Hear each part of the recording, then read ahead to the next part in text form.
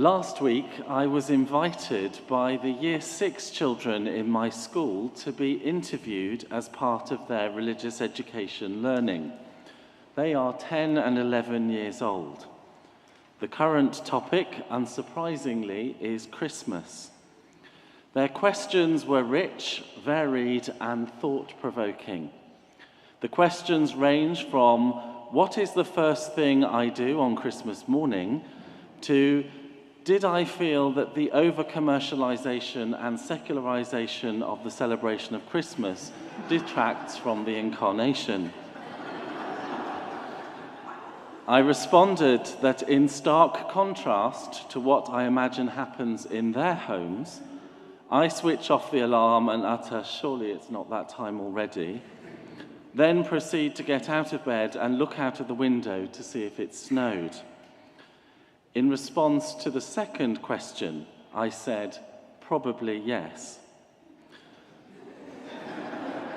There then followed a lively discussion about Christmas television adverts and why so much money is spent at Christmas. I was then challenged. If all the shops have Christmas adverts, John Lewis style, that everyone speculates about and waits to watch, then why doesn't the church have one? And if it did, what would it be like? An interesting question.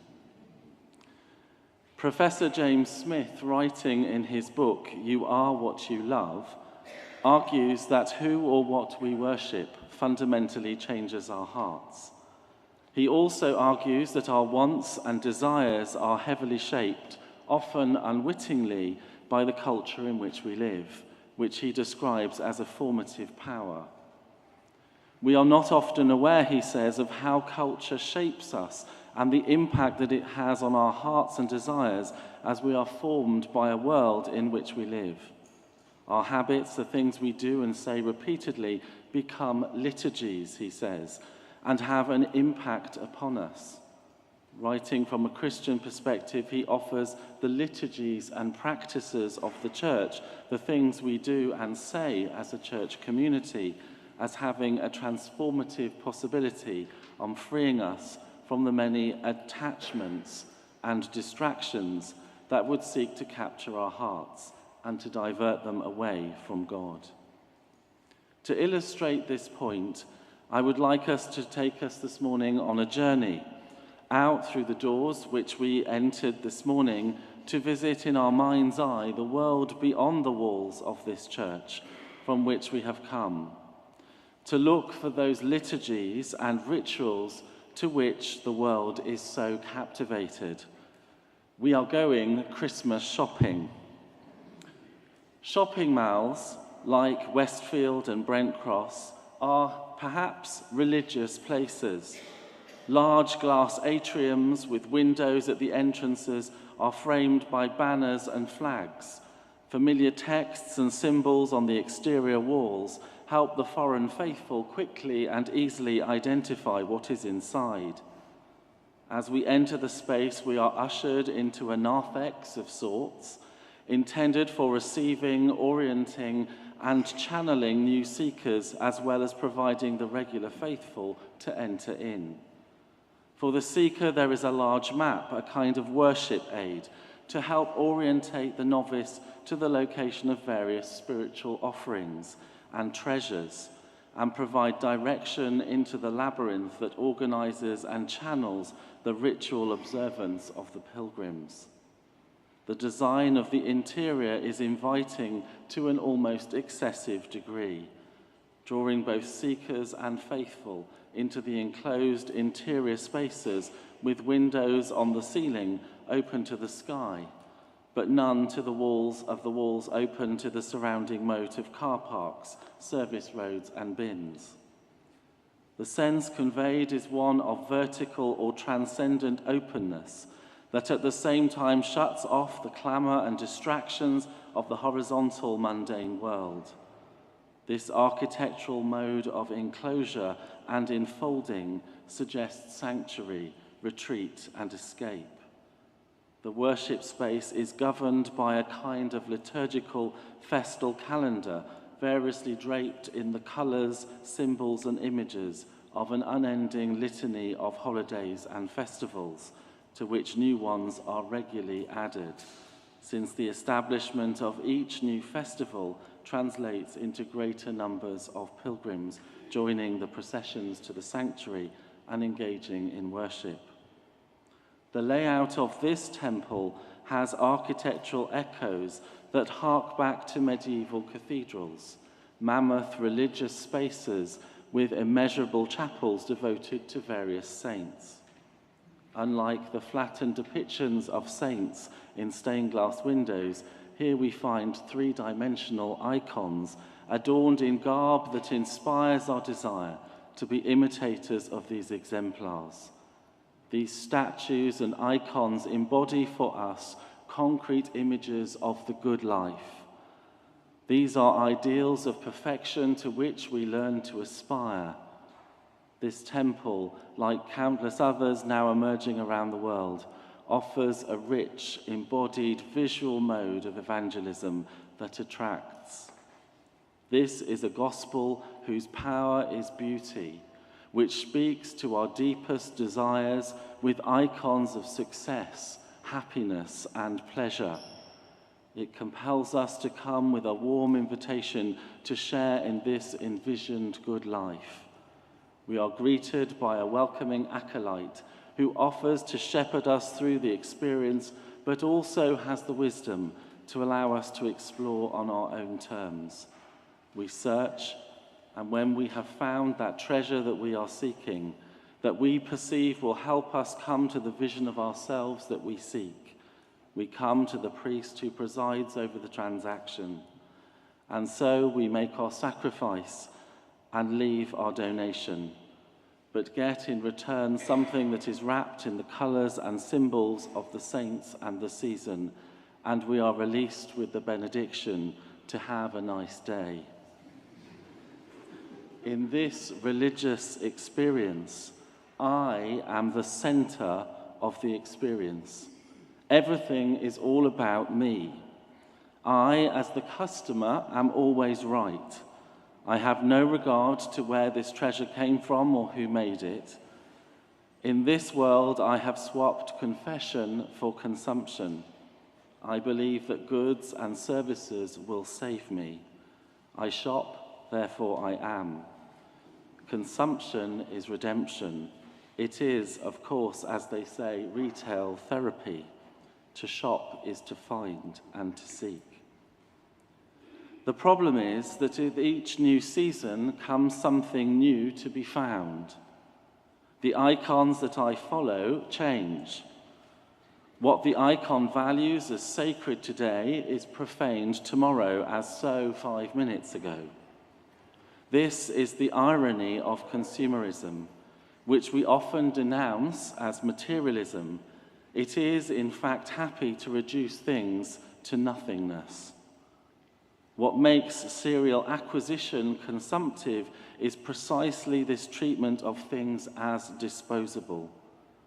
We find that what we are being trained by the liturgy of shopping to do is to both overvalue things as treasures and also undervalue things, very often ourselves.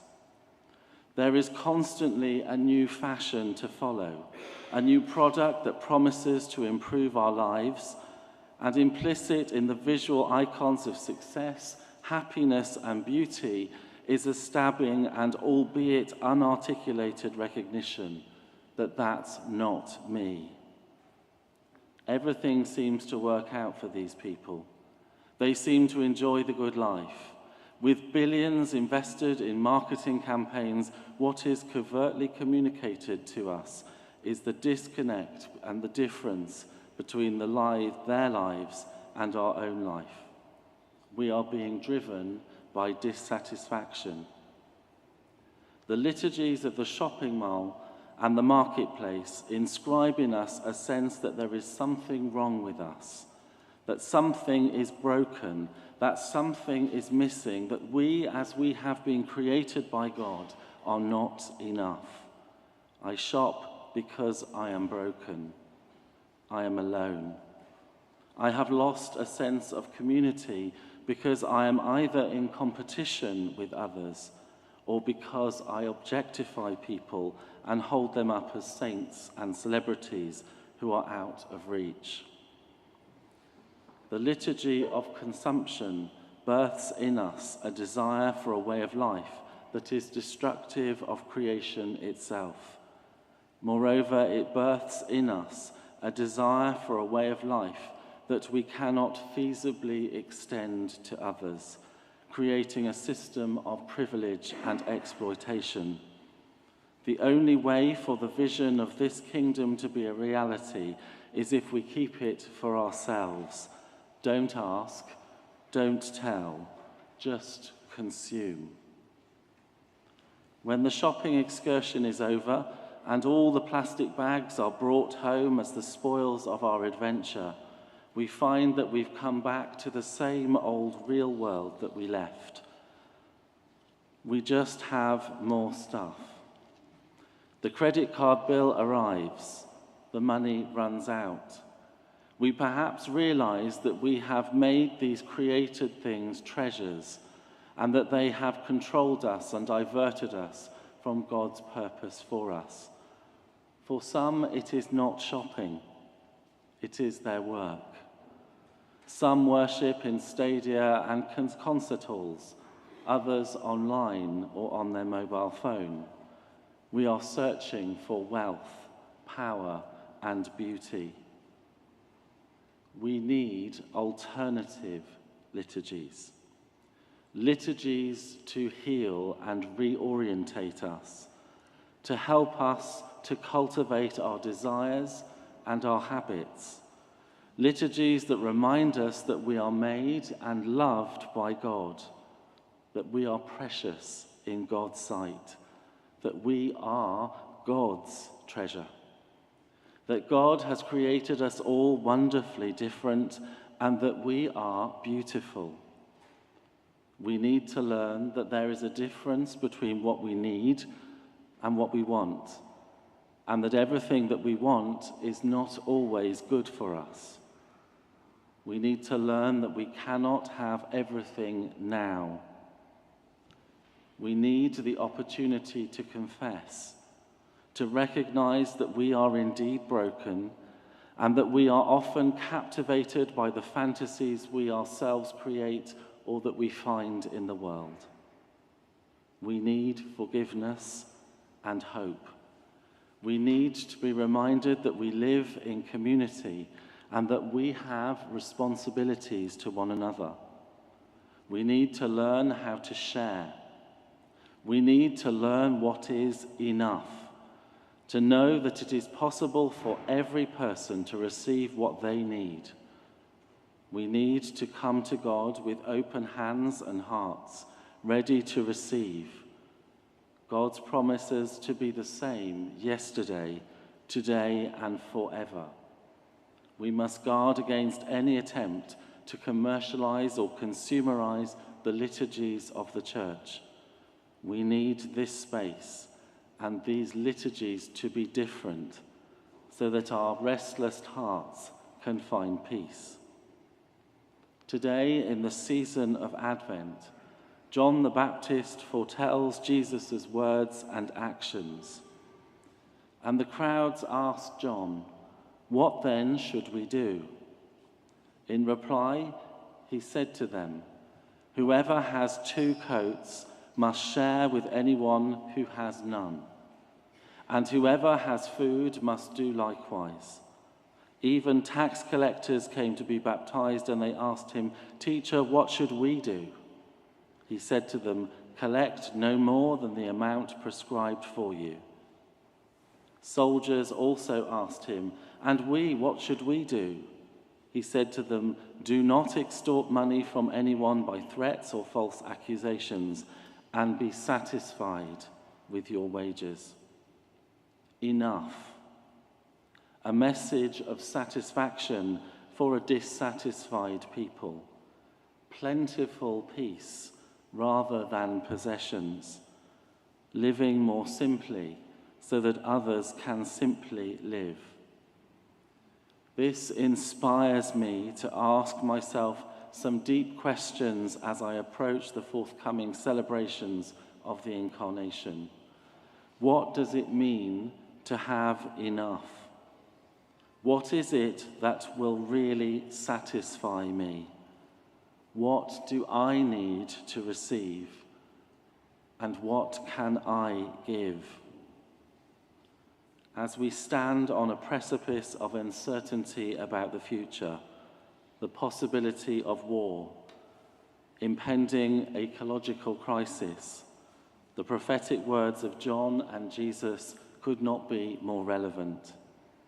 Do not be afraid, for it is your Father's good pleasure to give you the kingdom. Sell your possessions and give alms. Make purses for yourself that do not wear out, an unfailing treasure in heaven, where no thief comes near and no moth destroys. For where your treasure is, there your heart will be also. We trust, as Abraham and his descendants did, that we seek not this created world, but a better kingdom, a heavenly one. That we do not come home to emptiness and plastic shopping bags or moth-eaten garments, but that we come to a place where our hearts are entirely at rest, and there is justice and peace for all. And we dare to seek to bring this reality of the kingdom of God into the reality of our lives now in this world. And so, come to the feast that is for us called the Eucharist, where there is enough for everyone and where everyone is welcome to receive. Come to this feast of the Eucharist so that you can go out through those doors, renewed and rehabituated by the life-giving Spirit.